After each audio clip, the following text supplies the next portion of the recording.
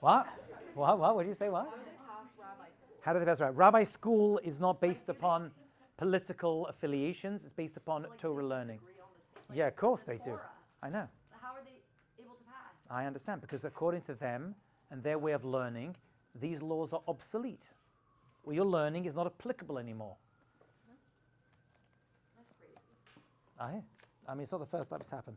Okay, fourth malacha, ma'amer, gathering. You have plowed and you sowed and you harvested, which in Hebrew is, there was choresh, right? We plowed the ground, zoreh, we planted seeds, kotzer, and now, remember you have to know the Hebrew words, and now we're up to ma'amer, gathering. Not too much to say on this, not too many practical applications, but there are a couple of them. Let's just run through this malacha of ma'amer, gathering. What they would do is they would go out to the fields after it was harvested, and they would bundle them together. They would gather together into a basket or using string to rope together the disparate agricultural pieces that have fallen down. You with me? And they would gather them together. You can't do that on Shabbos. On Shabbat, you can't walk around in your garden or in your field and gather fruits and vegetables together. There are exceptions to this rule, and the exceptions are on the board. Okay, number one, ein ma'amer ela b'gdulei karka. Ma'amer, this malacha of gathering, okay, only applies when things that come from the ground. Gedulei karka. Okay, so it's ein ma'amer. Let's understand this. Ein ma'amer. It's not considered gathering. See it's in the vertical. See that? See that, right? It's not considered this malacha of ma'amer, say the rabbis, ella, except for things that are growing from the ground. Only earth-grown items. Meaning, you can gather plastic. I'm saying. You can gather things that don't come from the ground. And connected to this is in their original state. Meaning, you can't gather cotton on Shabbat. You can't gather sticks of wood on Shabbat. But once those sticks of wood have been changed into, what's that game? The annoying game, right? Jenga, right? Changed into Jenga, you know what I'm saying? You know Jenga, that little wooden block? That's fine, but it's wood. That's earth grown, but it's not in its original state. Your t-shirt may be made of cotton, but it's now changed to another form, so this malacha does not apply. Okay? That's exception number one. So these are the exceptions. Friends, are you with me? Marvelous. Number two, ein ma'amer, it's not considered gathering, ela b'makom gedulo, only in the place where things are gathered, which basically means you can gather items indoors. Indoors is fine. Which means, if the apples are now on the floor of your kitchen, you can gather them together, because the prohibition of gathering earth-grown items in their original state only applies to where items like this grow, which is outdoors. So if you are indoors and your apples or stalks of wheat or your flowers spread out over the floor, you can gather them together. Exception number two. You can see why there's really not too much happening with this malacha, because the exceptions have taken away most of the challenges and problems. Number three, yes, I can. Number two is, it's not considered gathering except in the place where it grew. But makom, in the place, could do where it grows, which is outdoors, basically. That's the rabbinic way of saying it only applies gatherings outdoors. You can't pick up toys outside. Oh, very, very good. Well, you can, because they're not in the original state. So you can gather them together. Jenga was outside. No problem. You can, because it's not in its original state. And number three, ein ma'amer acha ma'amer. It is not considered gathering once it has been gathered, which basically means regathering is okay. Regathering is okay. Meaning, let's say you went out on Tuesday and gathered your apples. And then on Shabbat, they spilt out outdoors in their original state, but they've been gathered once before. They've been gathered once before. When? The first time I gathered them, or when I bought them from the supermarket, they were gathered together, and therefore that's not a problem either. Okay, regathering is not a problem. So the practical application of this is not much. If you live in a farm, which most of you don't, and if you live in a house where you have fruit trees, and those items have fallen down and they're scattered, you can't gather them together on Shabbat. That's pretty much all that's left. So if you do end up being lucky enough to live on a kibbutz in Eretz Israel, which I did for a part of my year in Israel, you can't work the field on Shabbat, basically. I mean, besides that, how many Jews are farmers nowadays? Not many of us anymore, right? Yeah. This might be a separate one. So you said, like, if you're indoors, Ah. then whatever. But let's say I'm, like, growing tomatoes inside my kitchen. Ah. Okay? Can I No, that's kotzer. You cannot remove tomatoes from the vine that's in the dirt. If Erev Shabbat it was removed and still on the vine, you can pull the tomato off the vine if the vine was disconnected before Shabbat. Got it? Makes sense? Yeah. Just like the grapes, you could pull up. Remember that we did the grapes discussion last time? Okay, let's Tu B'Shvat. We're discussing fruits and vegetables. Isn't this nice? Tu B'Shvat Higia. Chag ha? No tachanun for shacharit. Baruch Hashem. Okay, so that's that.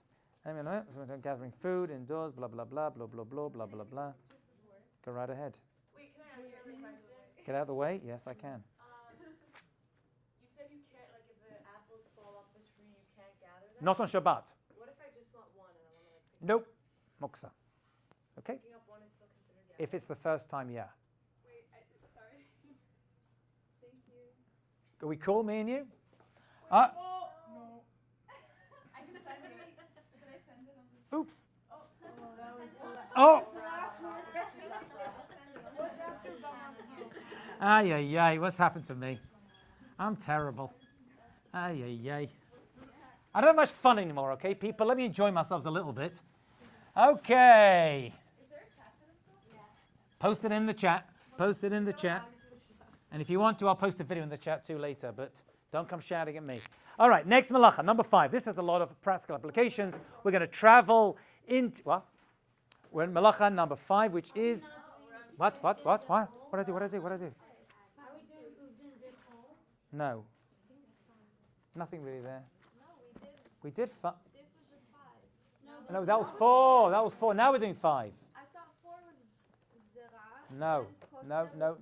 No. 5 is dash. We're doing dash right now. 5. The 5th malacha is called dash. Dash basically means to thresh. None of you know what that means. That's okay. But your ancestors did, because they actually used to do this in order to eat and survive. It's called threshing. Basically what it means is they would take the, I've gathered my wheat. Let's use wheat because we have a little bit of, understanding what that is. They would unbundle it and they would crush the heck out of it in order to separate out the kernel, the bit they want, from the husk. As we call it, the wheat from the, anyone know the expression? No. This expression, you know what you're learning? What? Hair. The wheat from the hair. Why have you got wheat in your hair, love? You're taking the good from the bad, is that what it is? Okay, it's not borer. I'm going to tell you the difference. That's the confusion many people make. This is a different malacha. Wheat from the chaff. What? Never that expression before? No. You're very welcome. You've learned something again. An expression. The chaff is the bit you don't want. It's the husk. It's the husk. Basic like that. So a kernel of wheat looks like, kernel of wheat like this, right? Like that. It's got all these bits coming off the side. You don't eat all this. Embedded inside here is a kernel. And you want to get that out because the kernel is the part that you're going to crush, make into flour, add the water to, and bake into bread. You got it? Let's learn agriculture with Haji. That's what you want. You want the kernel.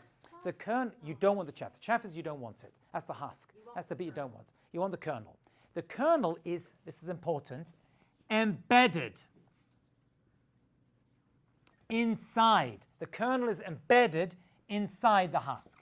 Kernel, right, is embedded inside. So they would take an item, they would take a stick, and they would literally just beat the heck out of this thing in order to extract the kernel inside the husk. You got it? That, my dear friends, is your av malacha. The act of detaching organic, earth-grown, what we're going to call ochel.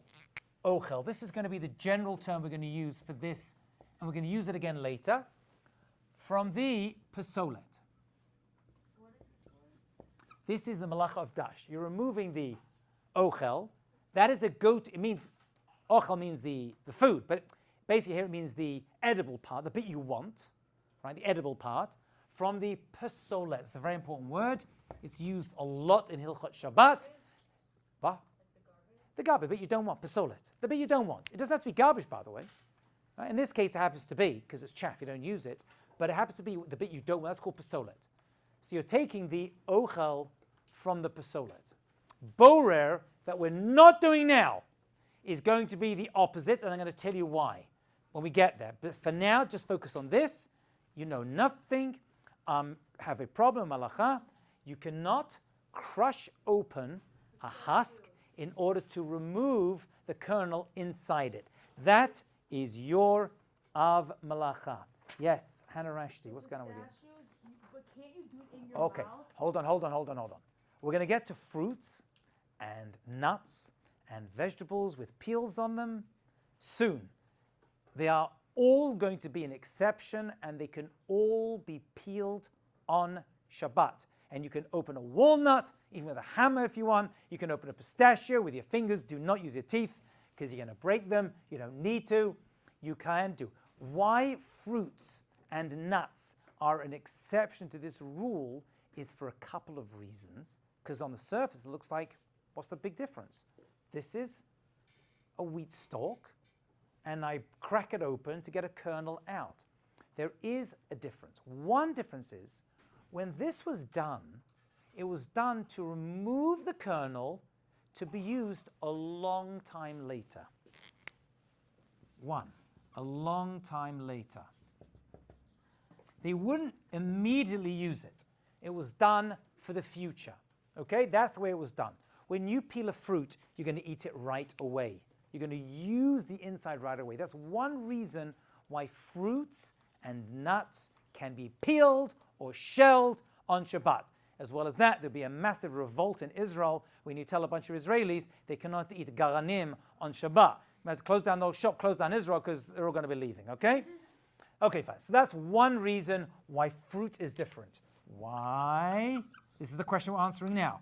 Why fruit and nuts are okay to peel.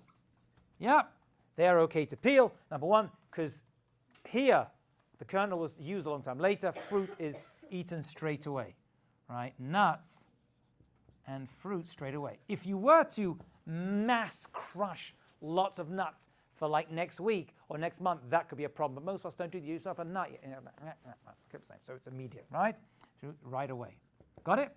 Second answer, which I don't fully understand, but it's what the rabbis say, is because here the kernel is kind of loose inside. The peel is like attached to the fruit.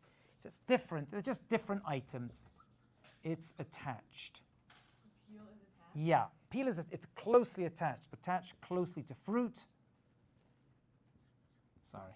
But how is like a nutshell different than a wheat?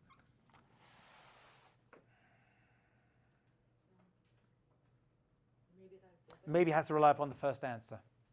Maybe that's what they have to rely upon the first answer. Bunch of nuts. Well, I don't know if you peel that. If you were to peel a whole bunch And then you don't and leave them, no, that's fine, because your intention is to use them right now. But if you were to do a whole bunch commercially, that would not be a problem. Okay, so thin peels that are attached to it are okay, and that's why it's okay. All right?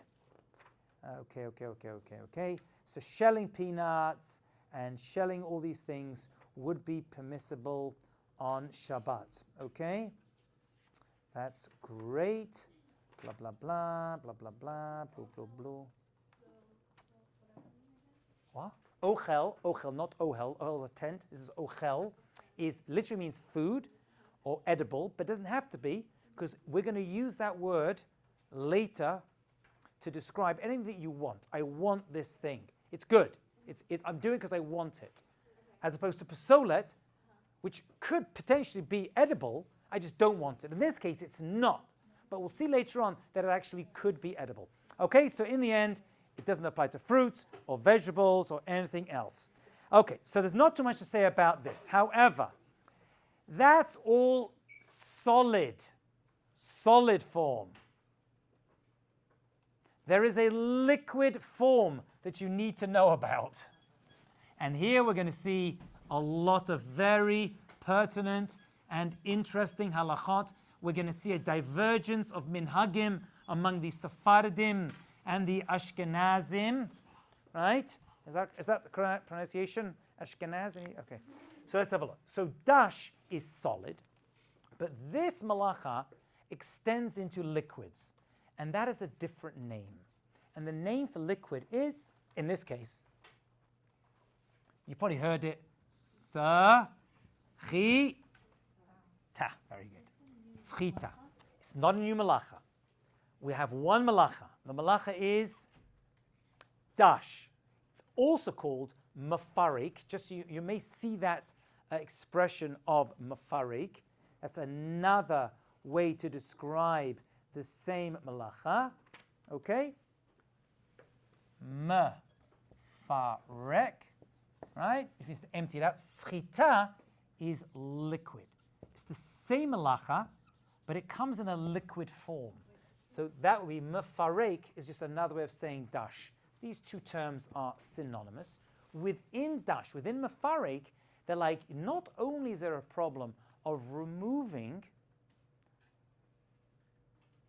ochel from pasolet, ochel, the bit I want, from pasolet, which I don't want, as a solid, there's also a problem of squeezing out.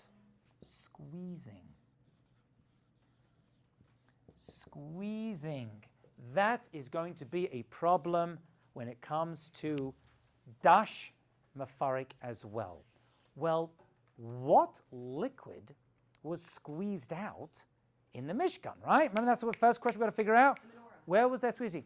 What was squeezed out? It can't be the dyes because that's a solid. Taking out that's a solid. I need a liquid. So there's going to be two fruits. Grapes for wine. Correct. Perfect for Tu B'Shvat.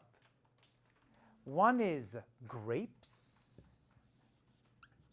and the other is olives. Olives are a fruit. For this purposes, yes, they are.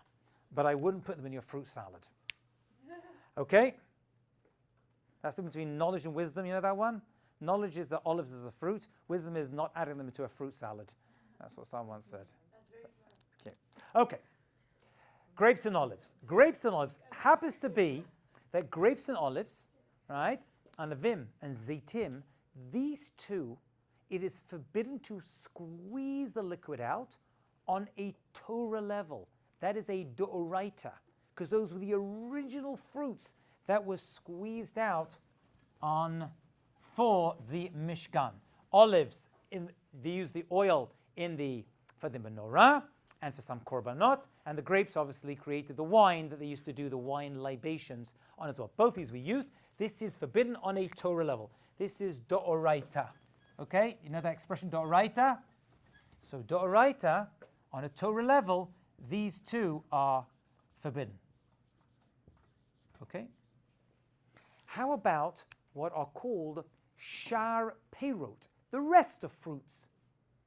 Are you allowed to squeeze an apple for its juice? Remember, we're talking about liquid. I'm taking a liquid out of a solid. A liquid out of a solid. Dash, mafarik, is a solid out of a solid. Here I've got a liquid. Am I allowed to squeeze out a lemon into my tea? Am I allowed to squeeze out, give me another thing, I don't know. Orange, yes. Were there oranges in the Mishkan? No. There was no oranges in the Mishkan, right?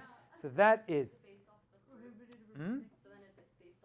It is based upon the fruit. And it goes like this. And here there is one divergence, which is an interesting one, and a chidush for the Sephardim of Rav Ovadia Yosef.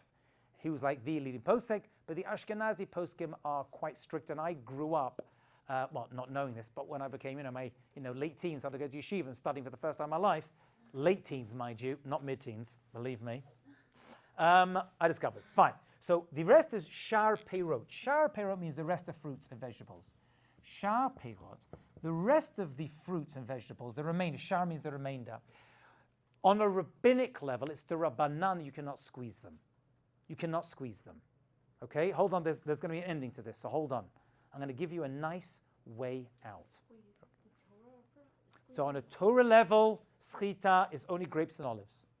Shar peirot is only rabbinic, which means you cannot take an orange and squeeze it on Shabbat. You cannot take it on a rabbinic level. The rabbis like, you shouldn't do that. Okay? Why do they add this prohibition? We're not too sure. It could well be because they were scared that once you start doing oranges and other, you're going to end up doing grapes and olives as well. So if I have a lime, I can't squeeze it into my... Hold your lime. Hold your lime. We're going to get there in a second. Fine. On the surface, you cannot squeeze any of these other fruits rabbinically. Okay? Rabbinically. The one exception that I found among the God bless you. What does that mean, by the way? You can't take an orange and squeeze it into a cup.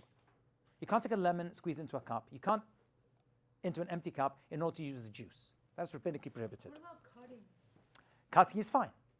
Cutting is fine.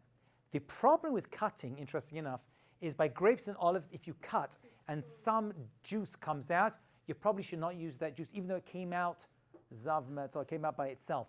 Other fruits and vegetables, no problem. But hold on. These other fruits that we're talking about, you cannot squeeze into a cup, but you can squeeze them onto other solids. Okay. And now what is this idea? And this you have to write down. It's a very famous concept, and it goes like this. Just write it down. Okay. So this is not talking about grapes and olives, but we are talking about the rest of the fruits. And the expression is, I'll do it in Hebrew, I'll translate. Mashka, liquid, ochel, from a solid, toch ochel, into another solid, bear with me, ka ochel dami. I shall translate these words for you. Mashka, a liquid. Ma'ochel, that's being squeezed out of a solid. Letoch ochel, that goes onto another solid. So I squeeze my lemon onto a salad. I squeeze my lime onto a salad, or my lemon onto a fish, or my orange onto a salad, or anything else, or sugar, or saccharin. Ka ochel dami. Dami is Aramaic, but it means domeh, it's like. It's considered like a food. When you squeeze one liquid, when you squeeze one solid, and the liquid comes out, it goes directly into another solid, it doesn't take on the status of another liquid. It remains a solid the entire time. Basic can be done. Are you with me? Can you repeat it? Yeah, I'm going to repeat it again. I got my lemon. Can I squeeze my lemon into an empty cup? No, I cannot.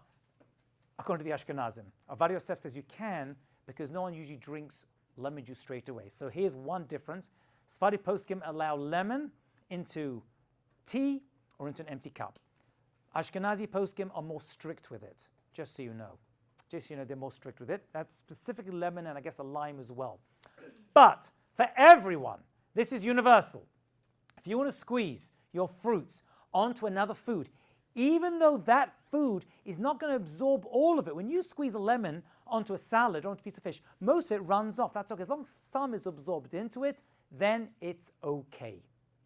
Then it's okay, and you can enjoy your... So this is what, for example, let's say you're an Ashkenazi and you want to squeeze a lemon, or you're a Sephardi and you don't hold by the whole lemon, and you squeeze. So this is what the Chavetz Chaim says. people used to squeeze the lemon onto a sugar cube, and they would pour the tea on top of that. You get it? Because the lemon juice has now been absorbed into the sugar cube or the sugar, right, granules.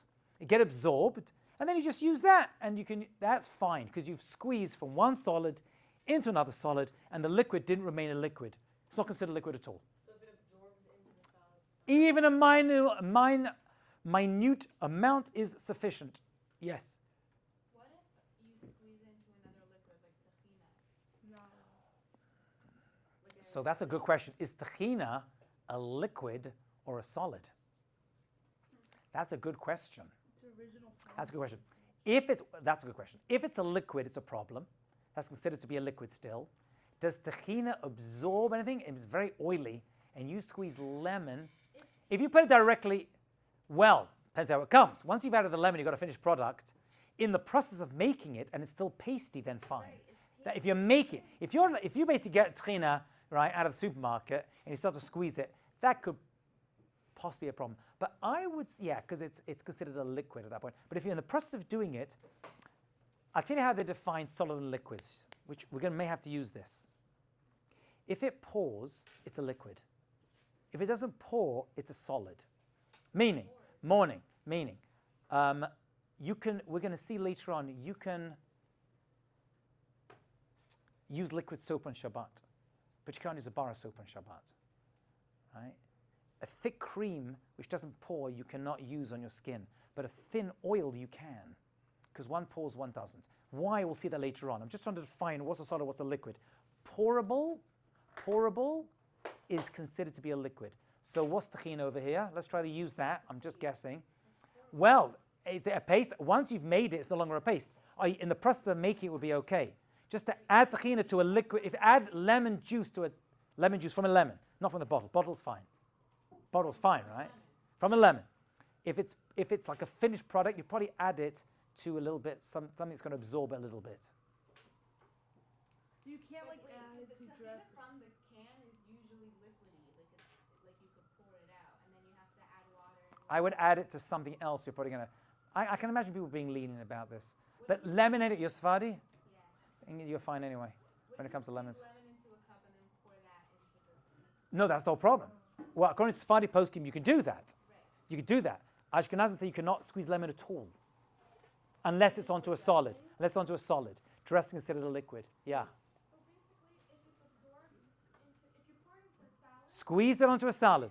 Yes. then it's also fine. Absolutely. For everyone. Everyone says it's fine if you squeeze the lemon onto a salad, even though a little bit it's going to be. And you can even use the residual lemon juice to pour onto your tahina. So if it absorbs or not, it's fine. Yep.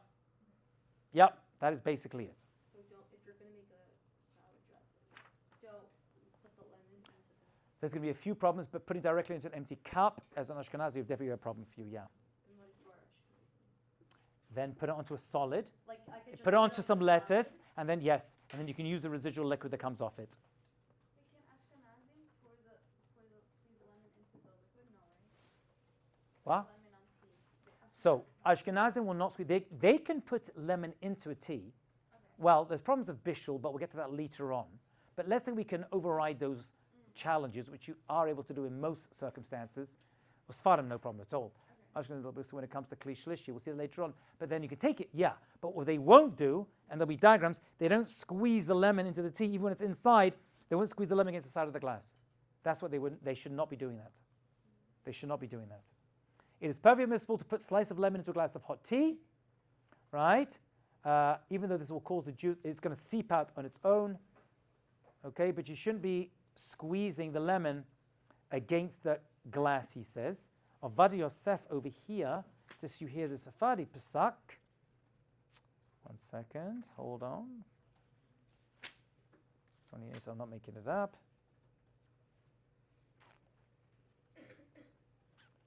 Squeezing lemons. Mutar lischot limonim b'Shabbat, af l'shem mashka. You can squeeze a lemon just for its liquid. Mashka for its liquid. That's okay, he says. Ashkenazi poskim say no, try not to do that. But the Sephardi poskim say yeah. Interesting. Sparky say you could just squeeze. Yep, lemon, yeah. Because it's not, you don't drink lemon raw. No one does that for the most part. I mean, I'm sure there are people who do that, but yeah. So I can make lemonade with Yep. Yep. Wait, can you translate that mashka me'ochel thing again? Just the lemon, nothing else. So lemon, I guess lime, anything it's not used, according to him, it's a real chiddush, but he was, Vad Yosef. He says just lemon's okay because that's not usually drunk by itself. You don't usually drink lemon juice raw. It's designed to go onto or into something else. But you can't That's put his it in a rationale. liquid. Even a liquid. You can do it in an empty cup, no problem. You can squeeze it however you want, according to him. Ashkenazim, no. Ashkenaz has to be squeezed onto a food. Okay, we good? Wait, can you repeat the thing again? Mashka me'ochel? How do you say So the idea is mashka is a liquid. Ma'ochel, that comes out of a solid. Ochel over here means a solid. Letoch ochel, that goes into another solid. I would write this down. This is a very midterm kind of question I would throw in, by the way. It's so hedge of midterm Shabbat, spring 2025. Letoch ochel, into another food. Ka ochel dameh. Dameh means it's like a solid. It never took on a status of liquid. It's not a problem. You can do it. Let's repeat that again. Yeah. A liquid from a solid that goes latoch inside another solid or onto another solid, right? Ka'ochel dami, it's considered to be a solid. It's like a solid. It doesn't take on a status of a liquid at all ever. And it can be done. Everyone says that. There is no exception to that rule. Ashkenazi, Sephardi. Ashkenazi, Sephardi. Who sang that? Who was that?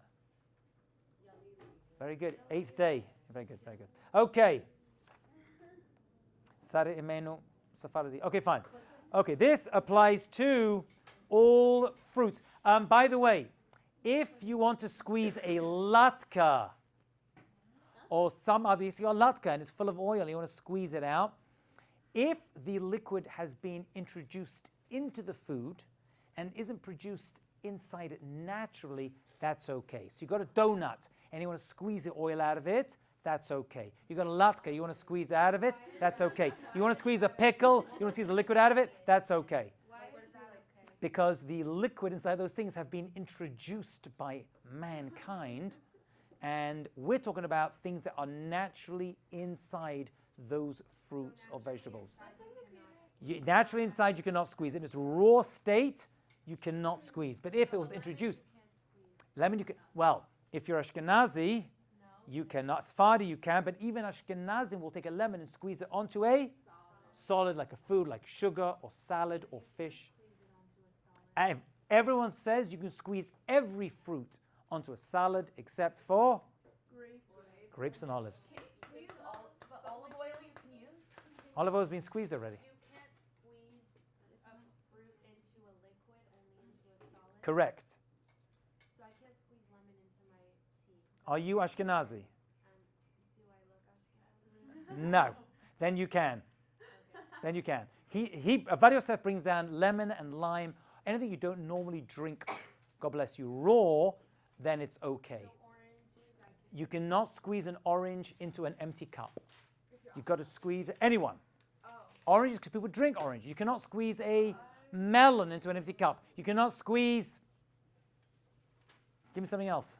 So it's only the lemons you can squeeze into a cup. For Sephardim. Well, Wait, yeah, that's what I mean. Yeah. Wait, let's say someone has a baby and they want to cut their grapes. You're allowed. Okay. So when it comes to feeding a child, there are leniency. You can definitely cut the grape. You can definitely do that. Even though, like, There's some of the, you can cut grapes and eat grapes on Shabbat, yeah. I thought you said you can't because it comes out. I said, no, you can cut the grape and eat the grape, but you shouldn't be using the liquid afterwards. inevitably, like, water's gonna Yeah, but that's fine. You can't, but then you shouldn't pull that out somewhere else and drink that. I learned you're not allowed to. Yeah, you can cut grapes on Shabbat. You can. In order to feed a child, you can. For a child, but you can't do it for your own pleasure. Let's have a look, shall we? Let's have a look. No. Well, we haven't even done animal discomfort. Okay, guys, we got to get into milking cows. Okay, give me a second over here. No, I'm being serious. We got to get into milking cows. Give me 1 second over here. Fruits. Yes, and Phil might come to squeeze grapes and olives as well. This applies to pears, apples, and everything else that's normally squeezed. Hold on. squeezing out fruit into juice, fruit, sucking the juice from a fruit, liquids that flow from fruits.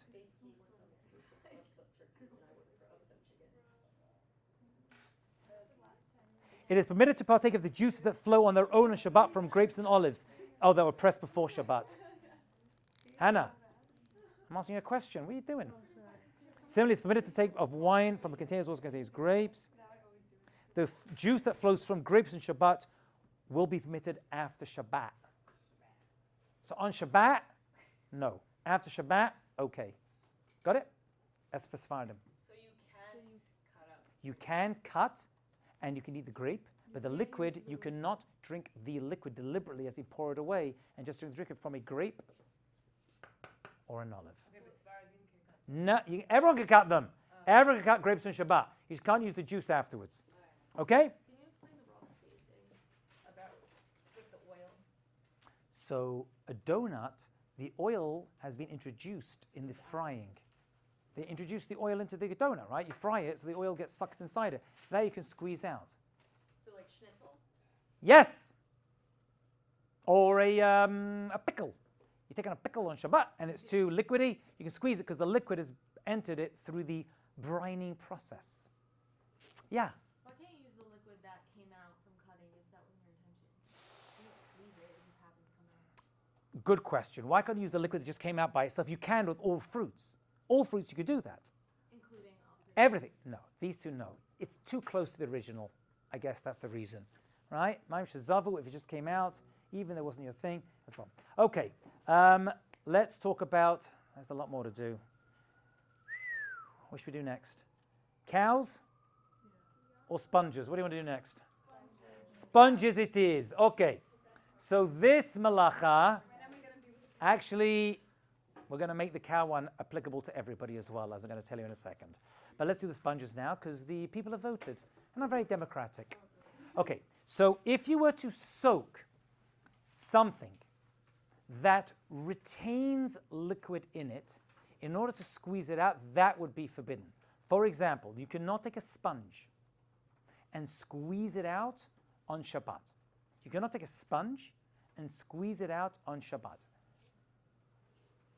You cannot take a cloth, make it, this is all Sechita. We're in the world of Sechita, in the world of Dash. We've not left the malacha. Same malacha. We're just adding other items. We went from grapes and olives to the other fruits, and now we're moving into other man-made items like a sponge or a cloth that has absorbed a liquid. You cannot squeeze it out, which means if you want to clean your plates on Shabbat, you cannot use a sponge to do it. Because the process of cleaning your plate, the plate's okay, the sponge is the problem. By squeezing the sponge, you are extracting sechita, the liquid that's locked up inside it, and that would be forbidden. Okay? That is...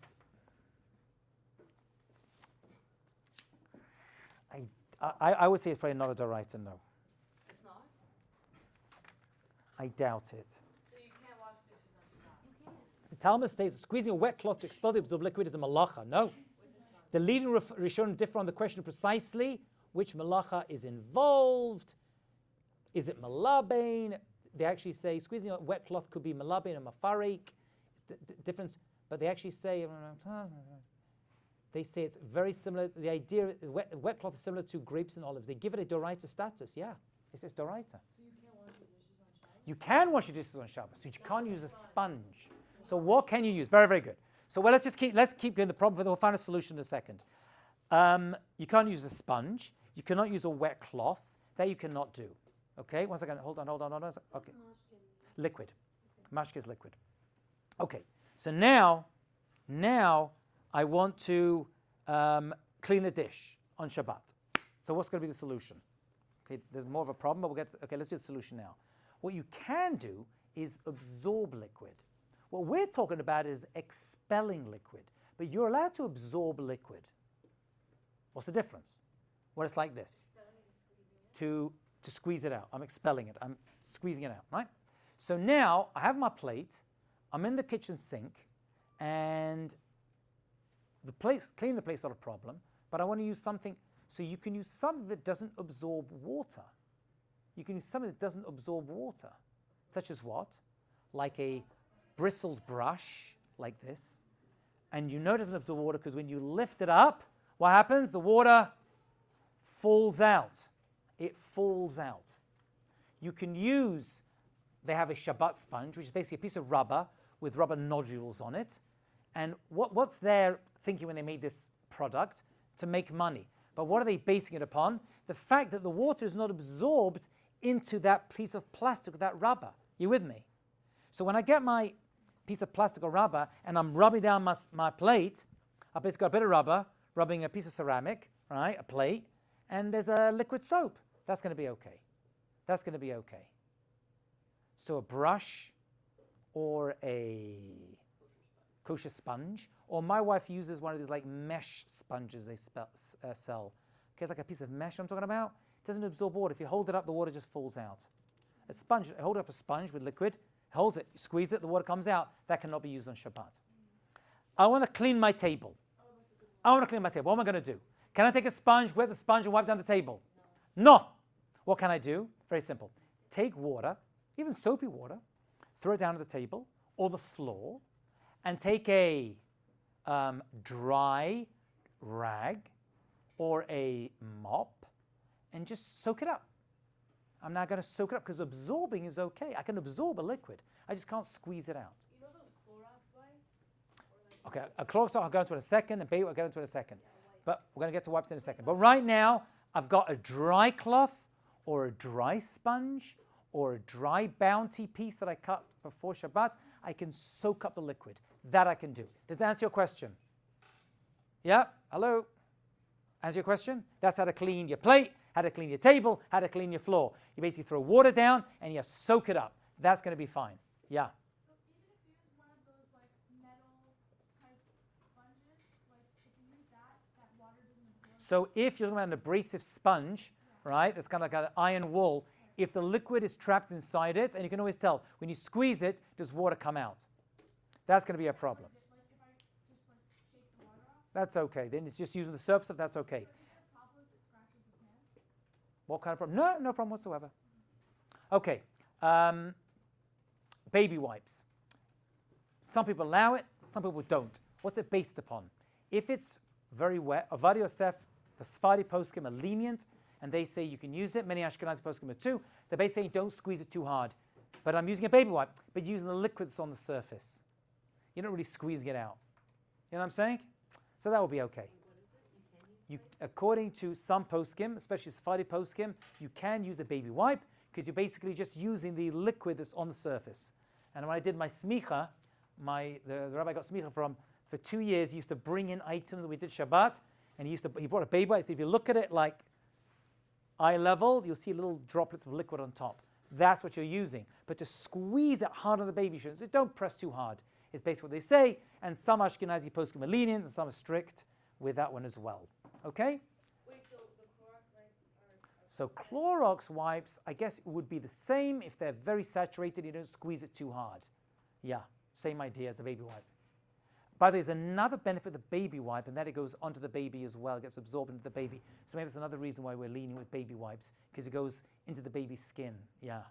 So to clarify, you can't use a thing to wipe the counter with. What's the thing?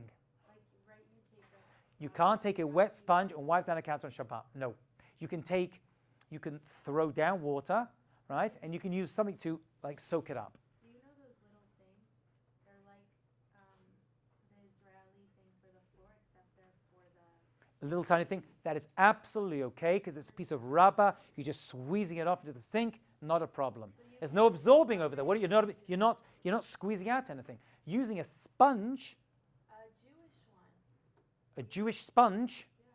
What's a Jewish sponge? If it's a piece of rubber, it's okay. No, they sell in Israel. It looks like a regular sponge. Yeah. And it's a Jewish one. It's for Shabbat. The only reason you'll be allowed to use the kosher sponge is that it doesn't absorb water. Yeah, look it up. Find it for me. I'll tell you. We use them at home. This one, it's the most famous brand. They have it in Nampa. This one's okay, right? Yeah, so why is that? Why do they allow that on Shabbat, if they do allow it? Because it doesn't retain water. By the way, Water doesn't get absorbed inside it. Also, the scrub daddy. It's like made out of plastic. It doesn't No, absorb. scrub daddy is a problem because when it gets wet, the water is held inside it. Is it though? Yes, it is. Using it dry would be permitted. Using it dry would be okay. Using it wet would not be okay. That's a sponge. This, was it say Shabbat's okay for Shabbat? It says נבדק ואושר לשימוש בשבת. Okay, so they've checked it, basically use it on Shabbat. And the reason that's okay, my wife uses those too. They all It- look Sephardi though. It says הרב יצחק יוסף, הרב שלמה מחפוד, והרב דב ליאור. that's a selection of Sephardi poskim. That's Ovadia Yosef's son, so that's probably why. According to some poskim, a dry sponge should not be used to wipe a spill. Even the Ashkenaz. This is why you need to marry Sephardi. I'm just telling you. Disadvantages. I'm not going into them right now, but one of the advantages, you get away with this, right? I know. Everybody says that, right? Rice on Pesach. opposite. She married an Ashkenazi and went from eating rice on Pesach to not even eating gebrats. Oh God, don't have gebrox. It's not halacha. Okay. Other things. Toothbrush. According to many poskim, is a problem. There are going to be 4 or 5 hurdles we need to cross with toothbrush. One of them is Sechita. Some will not use toothbrushes at all on Shabbat. Some will not wet the toothbrush. They'll put the water in their mouth and gently brush without soaking the toothbrush. Sephardi poskim, I think, are lenient when it comes to toothbrush as well. It doesn't really soak up water. It's on the surface. It's more like No, it's inside. The question is this: if you were to take a wet toothbrush and then squeeze, does some liquid come out? I feel like no, because the bristles are all They're very tiny. By the toothbrush is definitely not doraita, that's for sure. Oh, by the way, hair as well. Because when you brush your teeth, you're squeezing the liquid that's trapped between the nylon pieces. Your hair, you cannot squeeze, listen very carefully. People always mess this up in the midterm. You cannot wring and squeeze your hair out on Shabbat. Okay? And the story from the Gemara is a woman who wanted to transfer oil from one place to another, so she soaked her hair in oil, and then she went to the next place, and then she squeezed the oil out. That is forbidden. What you can do is dry your hair with, even vigorously. It doesn't mean you have to dab it. You can dry your hair with a towel. You just can't wring it out. So a towel may be used to dry your hair on Shabbat. So if you went to the mikvah on a Friday night, which you're allowed to do l'chatchil obviously, or you're Sephardi, you went swimming in a swimming pool on Shabbat, right? Because the Ovadia Yosef says it's potentially permissible but inadvisable, then you can take a towel and you can dry your hair. Your hair got dirty, you want to just wash your hair with water, that's also okay. Not with shampoo. You can, one second, Mika. You cannot use shampoo because you're squeezing the shampoo from one part of your hair to the other. So shampoo cannot be used in your hair on Shabbat. You should not shampoo. When you move shampoo around your hair, you're squeezing, it's going from one part of your hair to the other. That would be, it's derabanan, it's definitely doraita. That's how I clean my hair, one little finger. That wasn't funny. What? It's not Torah. No one's going to tell you squeezing hair is doraita. There's just no way it can be.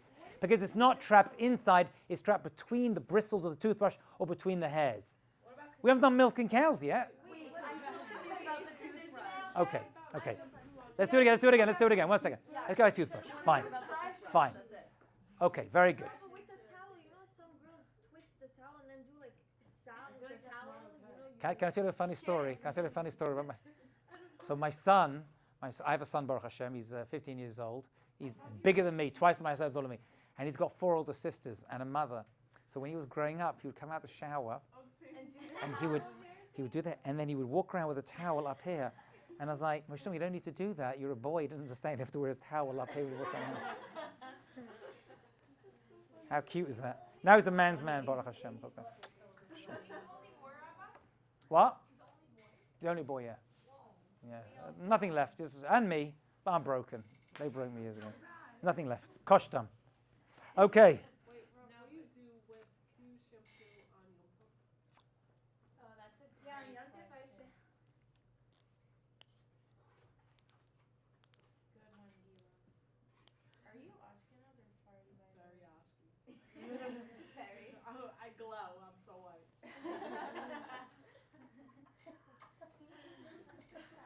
Okay, I'll tell you what's going through my head. I don't want to answer that question now because I know people are lean with it.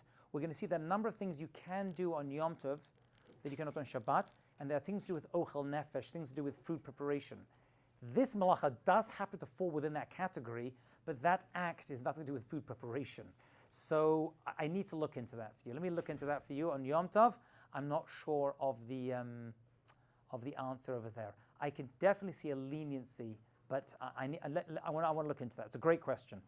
I'm not, excuse the pun, washing it away. Okay, toothbrush. So toothbrush is, so some people won't use it at all. Why? Because the water gets trapped between the bristles. Once again, it's not the right, it's Rabbanan for sure.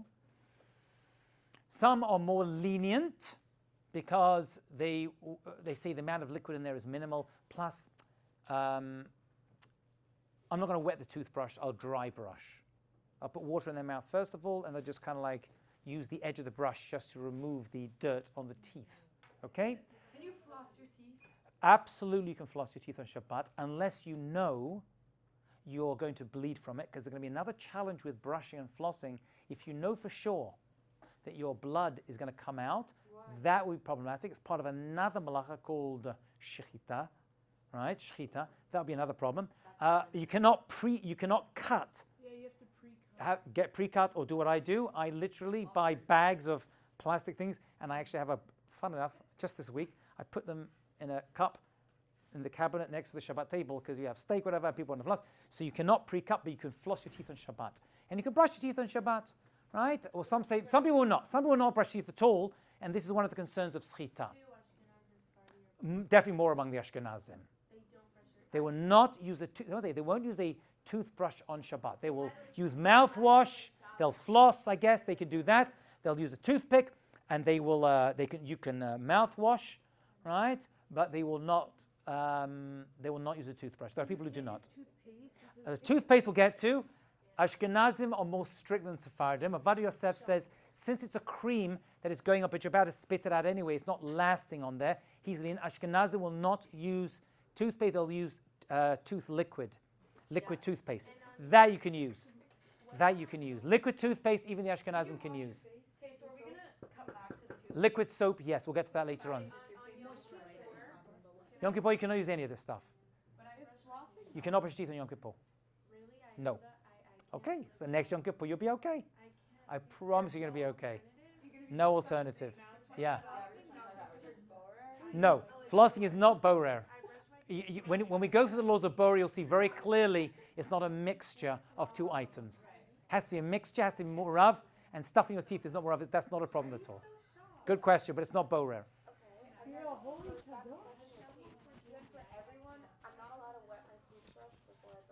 You can, for Ashkenazim, I think they're strict and say you should not probably. But check with your local laws. Sephardi post can probably a bit more lenient with that particular one, yeah. I think so, yeah. Can you decide to keep Sephardi halacha even if you're not genetically? Why is it It's a good question. That's a good question. Why is it a bad thing? That's a good. Can Ashkenazi say, I'm going to eat kitniot? I don't get why So, you can't do that. so a Baal Tshuva has no Masorah. This is a good question. And they're choosing a Masorah, they should choose one thing and stick with it.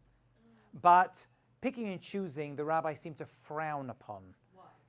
You could be born into something and choose something else. Yeah, but that's a one-off choice and then you're done. But if you do have a real tradition from your family, then you should probably stick with it. What if like technically on my Father or mother?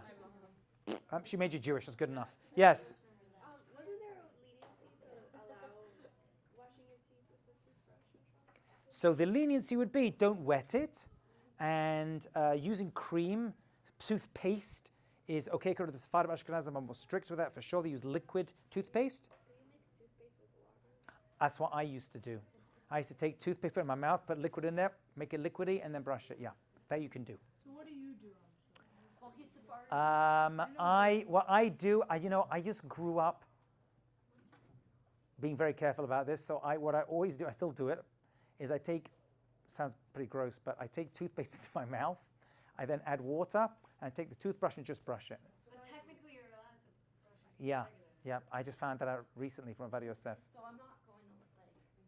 Yeah. If I brush my teeth, it's not. Yep, like yep, yep. that. But Ashkenazim have what to rely upon if they want to use a toothbrush as well. That's what I'm going to tell you. Oh, like regular? Yep. Like even with wetting it and brushing it Yep. off your face? Yep. Okay. Someone's going to mention. Oh, a toilet brush. Not a problem. Not a problem. Yeah, to clean your toilet, right? You can use that. No, not to clean your teeth, Esther. Even your smile isn't that big, love. So use that would be okay because when you lift up the toilet brush, the liquid comes out. You want to use a brush inside a glass. They'll say, whenever you learn Hilchot Shabbat from an Ashkenazi rabbi, they'll always say, don't use a brush inside a very thin, narrow, like champagne glass, because when you put it inside, you're squeezing it out. Or a sponge inside there, right? You can, because the liquid does not stay inside. When you lift it up, all the liquid comes out. Okay? Clean a cup then on Shabbat if you can't. You can take a Shabbat sponge or a piece of rubber or your fingers and wipe it out that way. Not still also then? Or you can have someone who's not Jewish wash your dishes for you. Okay, you need milking cows. I was looking forward to that. Yeah. But why would it matter if it did, the water did stay inside of it? Because then it's a sponge. It's got a sponge. If the water just falls out by lifting it up, it's not considered to be a sponge. It's not Sechita. But we said it can absorb, you just can't expel. It's not expelling. It didn't absorb. The brush didn't absorb. Toilet brush don't absorb water. But if it did absorb, why would that? Then it'd be a sponge because then you're Sechita and you're squeezing. Okay, Kinderlach, we have a slight challenge. 1 second.